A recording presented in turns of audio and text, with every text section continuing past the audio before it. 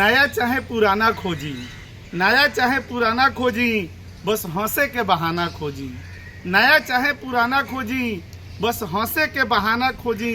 ये 4 दिन के जिंदगी में मत आपन बेगाना खोजी।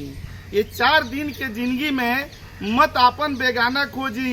घर के बात घरे फरियाई, घर के बात घरे फरियाई, मत पंच पुलिस थाना खोजी। आ कुछ तो काम अपनों से करी, आ कुछ तो काम अपनों से करी, मत हमेशा जाना खोजी। आ लिट्टी चोखा सतुआ भी खाई, लिट्टी चोखा सतुआ भी खाई, मत होटल के खाना खोजी। आ ममहर फुपुअर भी रिश्ता हो, ममहर फुपुअर भी रिश्ता हो, मत खाली सड़ुआना खोजी।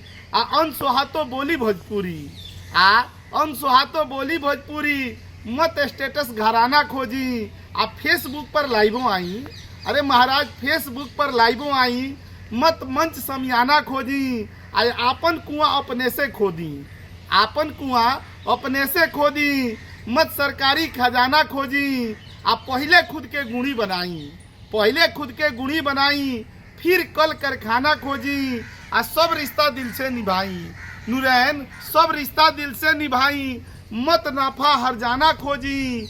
आ नया चाहे पुराना खोजी, बस हंसे के बहाना खोजी।